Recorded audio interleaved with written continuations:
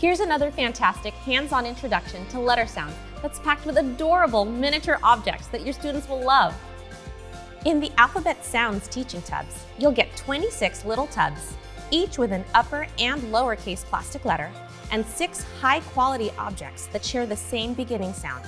Let's look at some of the small group activities that can be done while using the tubs. Choose 3 or 4 tubs and mix up the miniatures on the table. Invite students to work together to sort the items into the correct tubs. Once students are done sorting, you can help them check their work by reading the list underneath the lid while checking the items placed in the tub.